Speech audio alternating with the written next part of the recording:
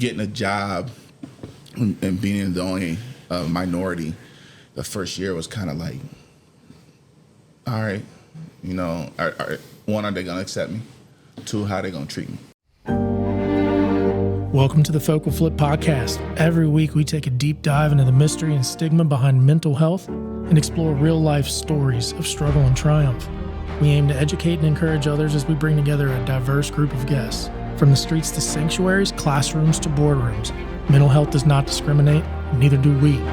Prepare to laugh, prepare to cry, prepare to be changed. Let's get into it. All right, everybody, thanks for joining us back here at the Focal Flip Podcast. Mike Walker's with me today. What's up, Mike? What's up, man? How you doing? I'm doing good, man. Thank you for being here. No problem. We're running this one back because we had some audio, some video stuff, so I had to trick Mike to get here, kind of. So I'm going to give you guys a quick background of Mike Walker, Coach Mike Walker. Mike's originally from Dayton area, Yep. Correct? He currently is the head coach at Lloyd Memorial High School for their boys program, and he has been there for 5 years. Is that correct? As the head coach, yeah. As a head coach for 5 years. Mike's a good friend of mine. We met each other in college, and just a great dude. He's been a good friend.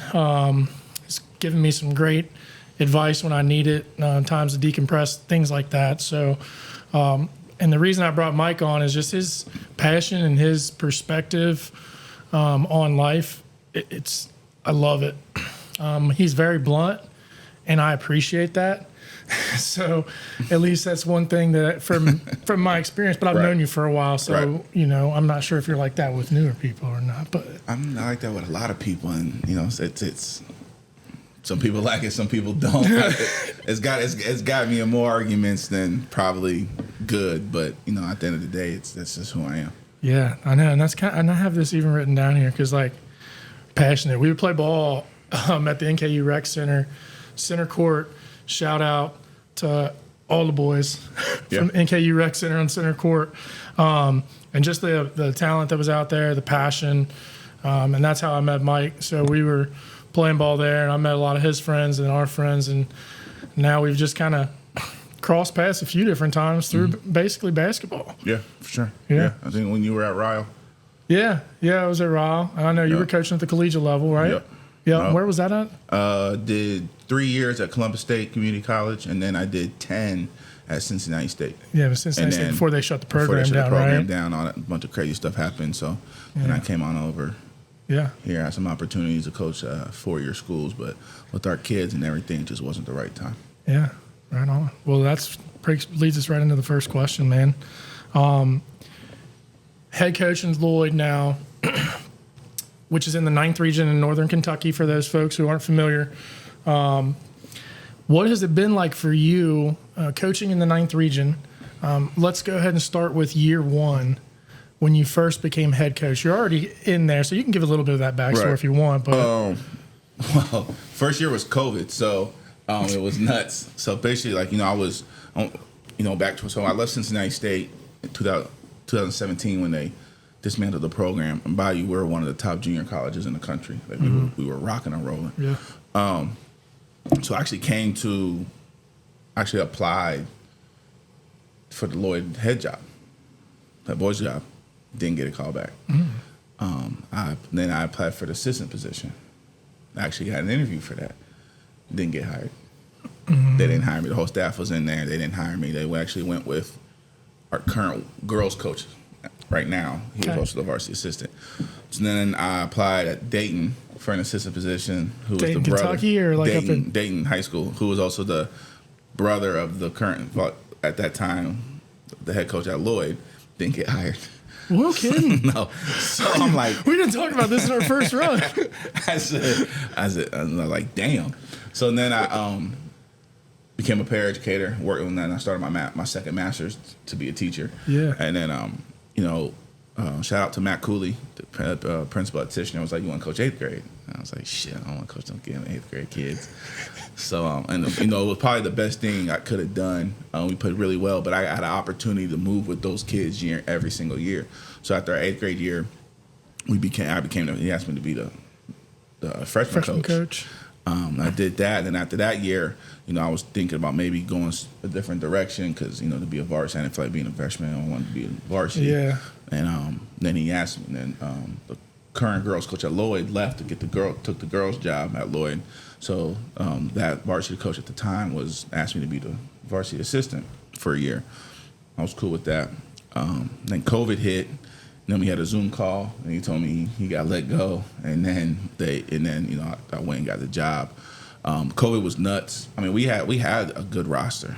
I went 7-11, but my roster changed so much. We had so many people out. I caught COVID at one point. We had one kid who was. I think we all got COVID at one point. He was in there for 40 days because everyone in his house caught it, but him. I was telling him, man, go lick door handles, man, do everything you got to do, man. Go get those 10 days so you can get back. Like, dude was just, he didn't catch it. It was the weirdest. 40 days? 40 days. So they had that rule where, like, everyone in your house, like, it's, like, they say, like, I don't know, like, your brother catches it. Yeah. And he's on day 8. But your sister catches it. Well, now your stuff starts all over because you have contact. That's right. You remember all that stuff? That's right. And then if you sat next to someone, you had a bigger family. Yeah, and then if you sat next to someone in the classroom, you had to go quarantine. So, we went 7-11. It was nuts. I wish I actually had a opportunity to really had a summer with those guys because there was some talent in that senior class, and then once we got through that second year, we really kind of hit the ground running of implementing your philosophy, your vision of the program, things of that nature. Yeah. A lot of people didn't like my academic role was, but I'm a firm believer, man. A student athlete, that student's first. But now we got things going in the right direction. Yeah. And I'm excited. I love the community. I love the school because it reminds me of what I came from. A lot of people told me I was crazy taking that job at Lloyd. I'm not from here, so I didn't know what it was. And I was like, man, it's a terrible program. They're terrible. They suck. This, that, and that. Yeah, no kidding. Okay, cool. I like that challenge. Well, let's do it. You had that chip on your shoulder. I still got it. But you've been an athlete. How long have you been an athlete? I mean, I think I started playing sports in like 6 years old, something like that. Were your parents athletes? My mom played basketball. Or like some of your family? My aunt played basketball. My other aunt played soccer. I don't really know my dad. They had me at 17. My mom was a senior in high school. Shout out to my mom. And then I don't know which dude. I don't know dude. He started coming around once he started reading my name in the papers. But my mom had me at 17. Finished high school. Graduated from college. All the things. So in terms of the whole single parent stereotype of things, I kind of lived that life. Wow. But yeah, all my aunts played. My grandpa was a military guy. He actually what branch? Army. He was stationed. He married my grandma in England. Right? No way. Yeah, So, but they couldn't come back because of segregation. So at that time, my oldest aunt and my mom were born in England because they couldn't come back because segregation. They wouldn't have been able to be there with each other. So that's a whole nother story. Yeah, we're gonna have y'all. We're gonna have plenty. I literally just hung on. I don't know if you all heard or not, but I just hung on at least 3 or 4 different things that we can go on that we're not planning on. But wow, yeah. So, but the whole that's fascinating, Mike. It is. It's cool. It's dope. It's that dope is when cool you as hell for real. Like I did not know that ever. He told us he was a cook, but we found out he wasn't. It was a lot more than that and deeper than that. So we'll get into that another time. But the whole basketball thing, just trying to build that, opportunities for kids. And I base everything, my philosophy, my vision is I'd rather have wedding invitations than championships. And no, don't get me wrong, I love championships. Like I love winning. Like I hate losing. Like it drives me insane to lose. But that's when your OCDs kick in hardcore. But the wedding invitation kind of means that you won. You won more than that because people, unless you're just a history buff, you don't remember who won state, who won this 5, 6, 7 years from now. But you always fucking remember. Don't matter. Those kids who call you every single day after they leave, or they come back and act, and that's what coaching's about. That's the main focus. If you don't coach for that, in my opinion, then you coaching for all the wrong reasons. God, I couldn't agree with you more, my man. I couldn't. You literally stole question 3 right there because we're gonna roll right into that because I see a lot of people that like to coach or want to coach and aspire to be a coach, and then I see the ones that are just genuine, true coaches. I love your response to that because that is what it is. I would much rather have a wedding invitation. I like stacking my wins up. Yeah. You know what I mean? Like I tell everybody, like, hey, stack your wins. But that life thing, man, I'm with you on that. When I was just coaching at Raw for just a little bit, like Don and Robinson, a couple other dudes, like I still talk to those guys. Daniel Bailey was a kid, and then I went and played golf with him. Right. Like, and he's going to a college way. He's not even playing basketball. It's you know, that's those small things because you never know what people go through. You never know what a kid's home life is really. Yeah. You never know any of that. So, regardless of what it is, and also as parents, you can have a good home life, but you still don't want to. You're my kid. I can tell you everything until I'm blue in the face. And the mailman can say the same thing. Okay, I could do that. You know what I'm saying? So it's that extra voice that they don't hear. So so that would be your. So if you were to even simplify it more, what is that? Give me a one-sentence definition of coaching for you. I mean, you really explained it well. Give me a one sentence. Establish and strengthen the relationship with your players. I love it. Man, I put you on the spot. You wasn't expecting that. I wasn't. So I mean, that's it. Relationships. Once you have that relationship and trust, and there's gonna be times where you break that trust, you break that relationship of small things you can say as a coach and a student. But at the end of the day, you should be able to rekindle and build that back up because that foundation to start with is that relationship. Yeah. Because I'm not gonna get anything out of you if I don't have a relationship with you. Correct. And then you got to find out. I had to find out where, first 1 or 2 years, man, I just scream and cuss you out. I don't care.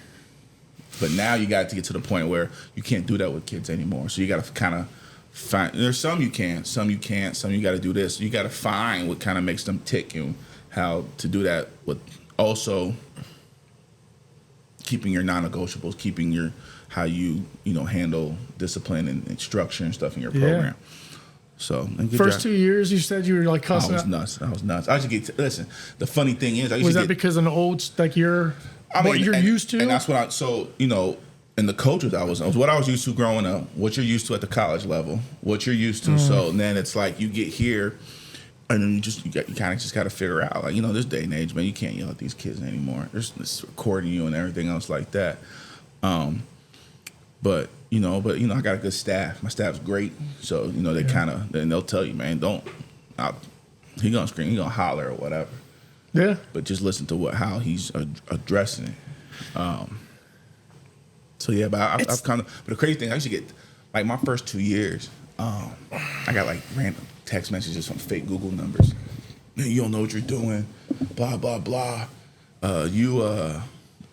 You just screaming, antics on the sideline. The crazy thing is, I know who did it. They don't even know I know. So I'm letting them know now. I know who did it. You know what I'm saying? But my thing is, you got issues, man. Just call me and talk to me about it. Why send me to a Google number about this, and this? Because you want a sideline. I think that's where people don't understand you, or they misunderstand you. Yeah. You know what I mean? I think they misunderstand you from that. Like, it's your passion and you're honest. But you literally will have a legitimate conversation with folks. Yeah. And you'll listen. I'll listen. You might not like what I have to say. I know. But I'll listen to you. I know. So I think it's hilarious. And it's funny because they see the games, right? Oh, you don't let them do this, you don't do this. I mean, you're not in my practices every day. Yeah. You're not always doing this armchair man. It's funny. There's always and we all do it because I do it. I'll be watching Ohio State play football. Ryan Day's an idiot. I don't know what I'm talking about, but you should have done that. We all do it, but I just think it's funny because I still see them dudes, and I'm like, I know you, but you don't know. I know that was you. Yeah. So what do you? All right. Okay. So when you take this, and you constantly have this internal motivation. Mm-hmm. All right. These things pop up in and out, these things that, not coincidence. Let's say you don't get chosen for a job. How many times? For me, that never leaves me. No. Ever. No. It won't. No. I'm a competitor. That's what I am. And I will fight, and I am resilient. Yeah. That's what you are, 100%. 1,000%. And I've learned that. But when you do that, it puts a lot of pressure on yourself. It does. You put a lot of pressure on yourself. I put a lot of pressure on me in doing that. So with that, first 2 years, cuss, screaming, yelling, then it's like, all right, I got to take a step back and start evaluating the environment now. So what do you do as you're trying to push that forward, but then what do you do to de-stress and work through your motivational target list? So like starting out, like I'm obsessed with basketball. I just am. I'm obsessed. It's all good.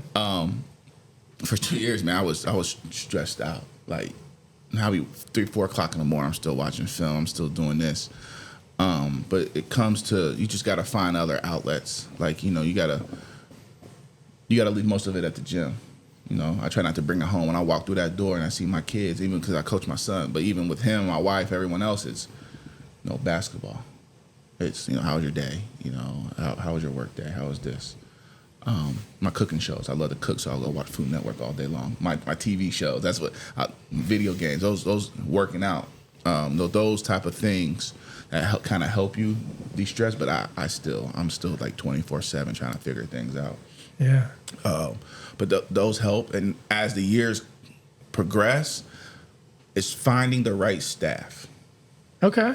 So because you got to delegate. I'm not personalities and egos. Personality, egos. I don't want yes man. We'll argue about it, but it's not in front of the kids. It's in the. You didn't take me at first. It's we'll do it in the locker room. But another thing is I'm not a control freak either. My assistant coaches do a lot. I wouldn't and I wouldn't be here if it wasn't for my assistant coaches. The ones I've had in the past, my current varsity, my former varsity assistant, who's Andre McClendon. I learned a lot from him. The 2 years I had him, he's currently now at Highlands. But your staff, you're only as good as your staff, right? Mm-hmm. You can only do so much for your staff. And if your staff isn't right, then your program's not going to be right. You as a head coach, because you can delegate so much. You can talk to them. You can have them do things to kind of help you, get through things. So when you don't have the right staff, are you more controlling? Yeah, I can be. Okay. I was like my first year, I didn't, and it was a lot. It was too much, to be honest. I was stressed. I was stressing my wife and them out because I was doing everything, and you can't do everything. You gotta let. I mean, that's I guess. So true. Hold on, I can't do everything. I can't speak for everyone else, but for me, you gotta I have to delegate, and those coaches gotta grow too, because I'm sure a lot of them don't want to be assistant coaches for the rest of their life at some point, right? So. Just all those things into one. You got to find your small outlets, things like that. During the off season, I don't even think about basketball for like a week. Cooking shows, I'm cutting the grass, I'm doing those things, and then once that week goes, I'm back at it. Whatever. Yeah. All right. So this was the de-stress question. So I'm gonna go ahead and talk about this part. You guys are gonna see some clips from one that we recorded before.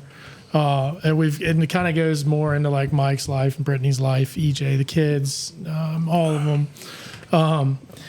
But when he talks about cooking shows, I'm not kidding. When he tells you like after a game, one thing we'll call and decompress. I know like with some of my friends and stuff, I would call Mike and we kind of decompress after games and stuff like that. But what he does, man, he watches cooking shows. All right, and you got Brent Souter in a different region that's watching, war battles, after games to decompress. Mike Walker's coming back from Lloyd, hitting up the cooking show, playing some Madden or some NCAA 25. Yep, that's it. Unless it's hoop season. If it's college basketball, you're watching college ball. I'm coming home and watching college ball. Yeah, I know. Like, without a doubt. Like, I'm watching college ball. Yeah, so anyways, for a while, he was telling me about this barbecue sauce he makes. And, listen, he already said, I didn't even get this. My bad. Go ahead. He'll tell you. I'm just kidding. So he's been telling me for a couple of years to try his sauce. He's got this great sauce, and I've been wanting to do it. Didn't do it. I got it. It's damn good, y'all. It's so good. It's called hot sauce. Yeah, it's named after my grandfather. Yeah. Okay, so he does this. He loves to cook, and he came up with this sauce. And I tried the sauce, and I don't know if anybody knows, I've been in the food and beverage industry for several years, textiles and both sides, really. Right. So I got really familiar with that industry in general, and it's pretty good. It's better than Sweet Baby Ray's. Tell them that. It's better than Sweet Baby Ray's. Like it's my grandpa's nickname is Hawk. He got that in the military. Still don't know why. But I named it after him. Army grandpa? Army grandpa. Yes. Yeah. That's who Russell's named after. My grandpa's name was Russell. So my 3-year-old Russ is named after that. That's cool. And then, it's good. I make rubs, injections, stuff for wings, you name it. It's legit. It's legit. I went and met him at his house and grabbed a few bottles. $6 a bottle. Yep, $6 a bottle. And I'm already re-up. Yeah, I'll have yours next week. He was Labor Day weekend, I got some orders I got to fill. Yeah, he was telling me in the driveway, he's like, man, it's one of those things, we put that shit on everything. And I thought it was funny because I thought of Frank's Red Hot then. And then I literally tried it that night, and I texted him. I'm like, you ain't lying, man. Put that shit on whatever you want. It's real good. We don't even do sponsorships or advertising plugs, man. Do one right now. Hot sauce, man. First. Put your order in. Get it before Labor Day weekend. Hot sauce. Best shit you ever had.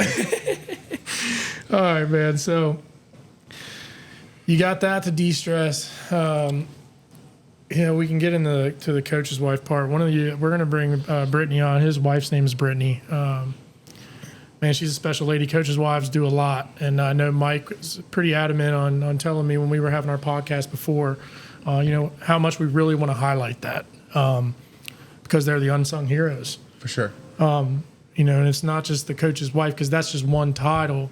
But those coaches' wives have kids and roles and players and the newly adopted kids and just all that stuff. Yeah. So I'm going to save that for a future episode, but I do want to give a huge shout out on that because she's for sure. I know that she's been good for you, right? Yeah. I mean, like she's like my other coach, but just she knows during the season she's almost just like a single mom at times of rest. Because Justice is a freshman, so he'll be doing that stuff. So, but like you see it with other coaches in the region. Shout out to I can't think of any off the top of my head, but they understand it. And I think as a coach, no matter what level you're at, your wife has to understand it. Mm-hmm. Or if a female coach, if her husband or whatever, whoever your significant other is, they have to understand it. Because once they understand it and they support it, it makes things easier for you. Now, don't get me wrong. Once the season's over, man, boo, I got a honey-do list. Like, hey, I'm playing catch-up. But, just shout out to my wife, Brittany. Shout out to all the other coaches' wives in the world who support or coaches' husbands or whoever your significant other is, man, to have that support. 'Cause it's a lot. Yeah. You're not only dealing with the time, you're dealing with our crazy asses when we come home after losing 2 or 3 games. Yeah, a lot of emotions and stuff. Nuts. Yeah. I get it. All right, man. We definitely ready to highlight this because this is pretty exciting to talk about. One of the things that we've had in our conversations, and that's really exciting for the 9th region, is just here recently. I think we've added that there's 4 African American head coaches in the 9th region now. It's dope. How cool is that? I broke the barrier. It's dope. Okay, so it was you that broke the barrier. You were the first one at that time. I guess I'm the first one or the first one since like 1950 or whatever. Yeah, maybe like the 50s. Yeah, so something. I guess there's like a guy at some school in Holmes or whatever that's not called there anymore. It's either that or I was the first, one or the other. But just for right now, what we've gone through, oh man, listen, that's dope. Getting a job and being the only minority the first year was kind of like, all right, one, are they going to accept me? 2, how are they going to treat me? Majority of them accepted me. Some I already knew prior because when I was coaching at Cincinnati State, I was coming here recruiting kids anyway. Some of the refs, up here for the most part, but as you go further down, we're out good luck. Like, man, I've been called boy. They won't talk to me, all types of stuff like that. Man. But I think it's a big deal because we, as African American men, don't get opportunities in head coaching a lot. Look at the landscape of NFL, NBA, college basketball, things like that. The totality of it, you don't get a lot of those opportunities. And when we do, our rope is small. Oh yeah. So okay, I see where you. Yeah. So to be here in the 9th region, which I think is arguably the one of the best or the best, or I think it's like us 7th and 11th or whatever. To be that coach and be the only one. Yeah. It's. I wasn't uncomfortable because that's how the world is anyway. Yeah. So you walk into it, but the fact is, okay, how they gonna treat you? Sure. When you say that rope is small, you're talking about like if you get it, and you better not mess up. Exactly. You screw up, you're gone. You're done. Now in high school basketball, not so much. Like my AD and the community where I'm in, it supports me a lot. We are very diverse. A lot of people don't notice that the Erlanger-Elsmere was one of the first schools to stop segregation. Mm-hmm. That's huge. But like to be the first or the first from the last 40, 50 years to be a head coach in the 9th region is huge. It's just huge, and I'm happy that Ricardo, Darian, and Todd got their opportunities to do that. It's a big deal to have minorities a part of this because that's what the world is now. Especially certain schools, certain schools kind of need demographics to look the same as them. Yeah. Because they understand that.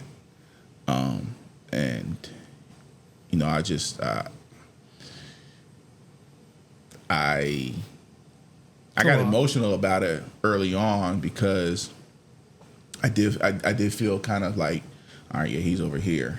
We're gonna have our good old boys over here. Okay, that's cool. Yeah. And I'm not just some guy and I think at times where I think they were just certain schools kind of thought that I would just run and gun and things of that nature, and nah, I know basketball. Yeah, you do. And it wasn't even a lot. It wasn't even a whole lot of coaches up here. It's when you further south, but even some up here. But now to open up that window, open up that door for more. I'm ecstatic. I think it's cool. I think it's great for the 9th region to have that diversity now. Oh yeah.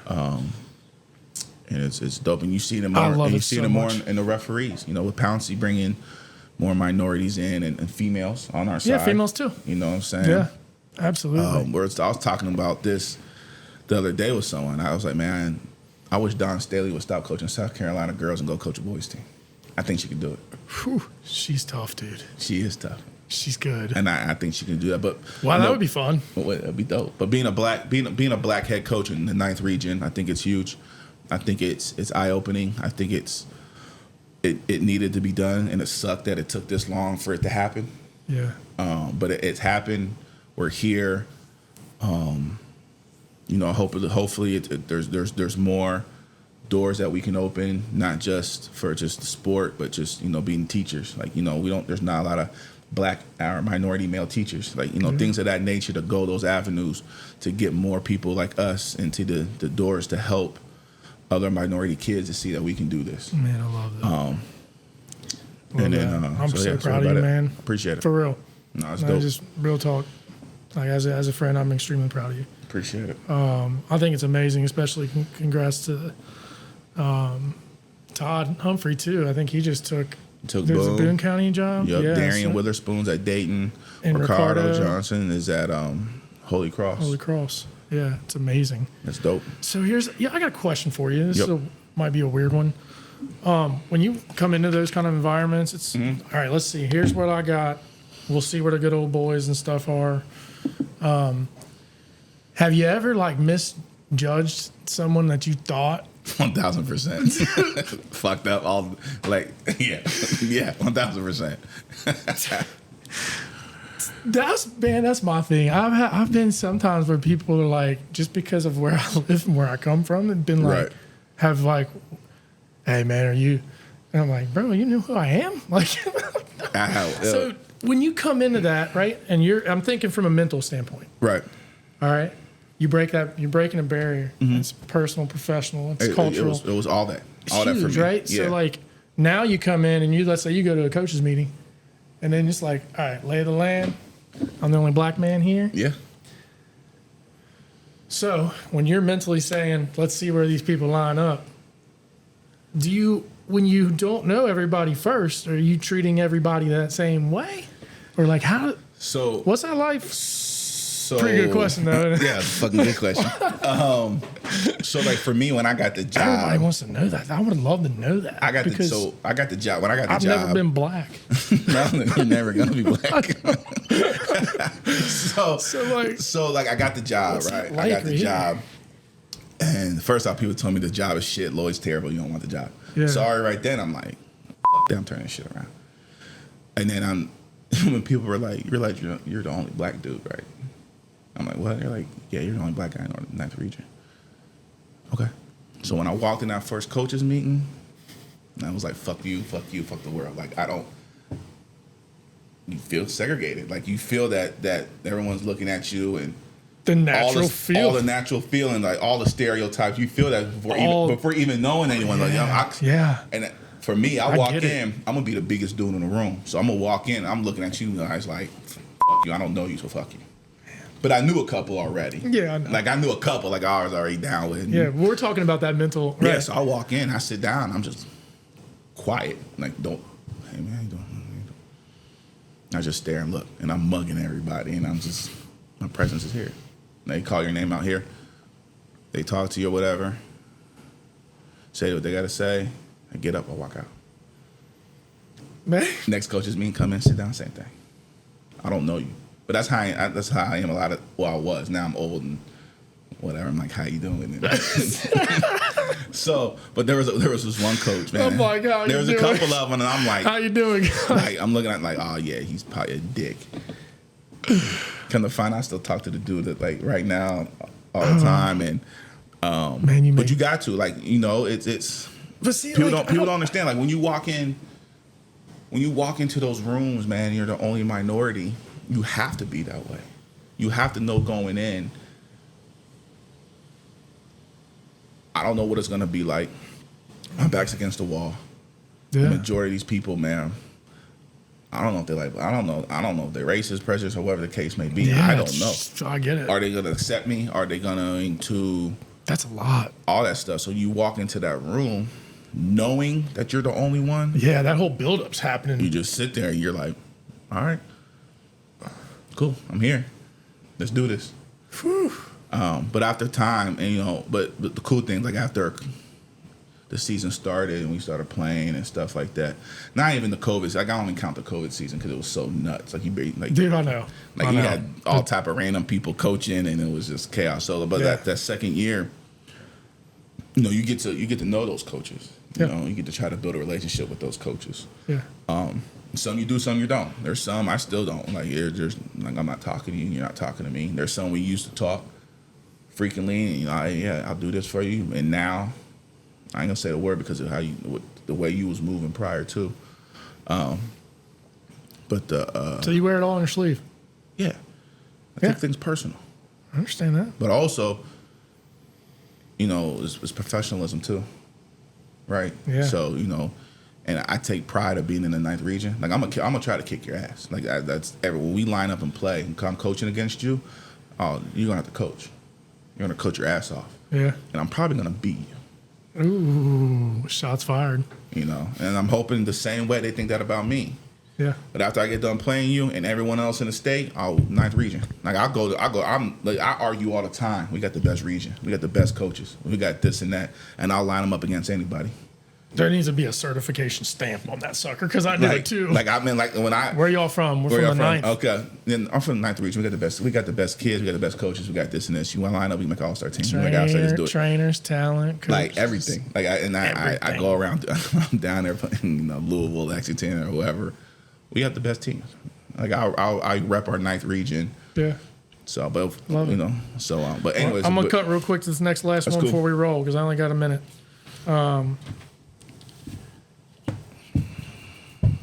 me ending with those two questions, it's a lot of really things to unpack, and I'm extremely proud of you. I love it. I want people to have an understanding of how we can shift perspectives. So I am going to bring you back for a part 2. Okay. Because I appreciate you sharing that. Like, I look at it like, okay, as you were telling me that, here's what I was sitting here thinking, like, man, oh, okay, that would make a ton of sense, especially coming in there with that. And then I was sitting there thinking, like, all right, man, what if he would have went in there like politician Mike? I was sitting here like, it's interesting. I always try to think of like, all right, man, like, as everybody's different. Right. But that's something I've never been familiar with, and I'm never going to be familiar with. Right. But I have a really good level of awareness.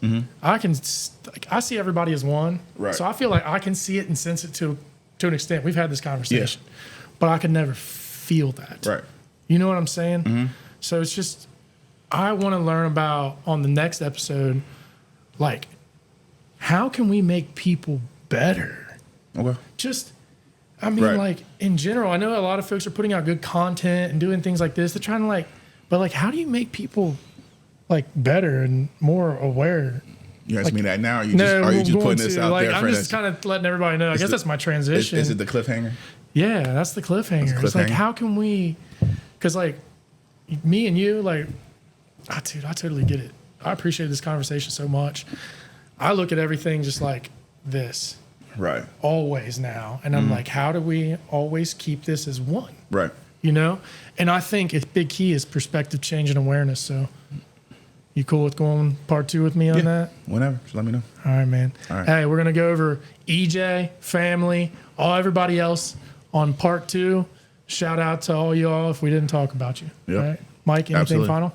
Shout out to my family. I love you guys. My daughter, she's playing volleyball. EJ, Justice, Russell, my wife, Brittany, the whole Lloyd juggernaut community, Erlanger-Elsmere. I love you guys.